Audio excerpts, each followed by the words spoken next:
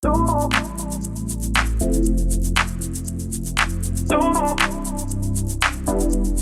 JT, listen, got a little problem here in the guest bathroom.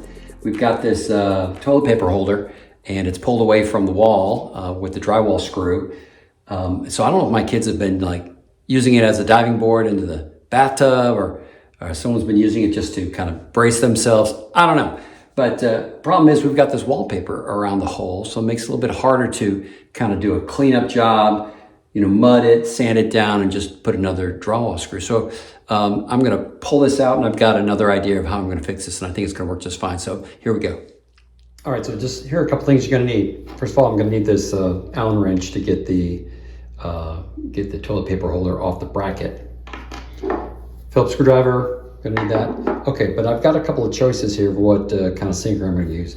I'm not gonna use this because that's the one that kind of came out of the wall, plus the hole in the wall is about like that right now. So that's just gonna fall out. Same with this. I thought about this, so I can push that into the hole in the wall, goes in, and it opens up like that. Problem is, and I've messed with this before, is kind of hanging on to this end while when I'm pushing that in and making it sure it doesn't fall off. And then this might be too long because the bracket that goes on over this only has a small gap between the end of the screw and the cover plate for the toilet paper holder. So that's kind of last resort. This one's pretty good, but the problem I have with this one is once I put that screw in there, this seems to twist on the inside of the wall. So I'll put it in, it'll be straight when I put it in, and then when I screw it in, it'll tighten up like that. So, but this is so tight that I can't hold this in place while I turn it, and it just kind of twists in there and it doesn't sink it in. So I probably won't use this. This is what I'm gonna go with. So same process. I put this in the wall, I push this in, it separates like that, see that? And then I can actually hold this while I screw this in. You can see how this screws in. It's a little bit tight, but as I screw this in, that collapses and it collapses on the wall. And that's how that works.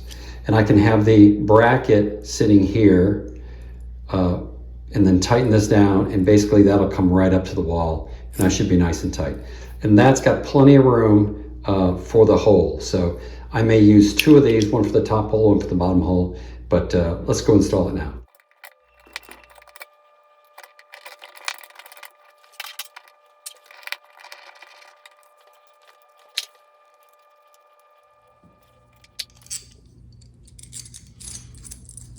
All right, that looks like that's gonna work just fine, just like that. Put it in probably sideways. This one still is a little bit soft. I think I'll replace that one as well, just so we have some good, secure connection there.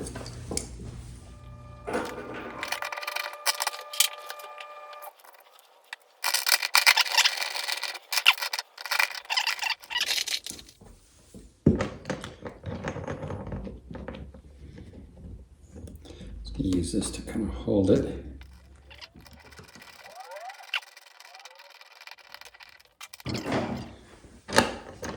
I'm going to put a little back pressure on here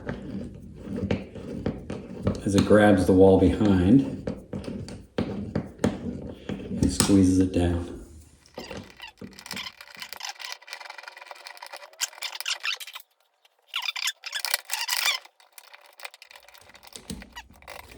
All right.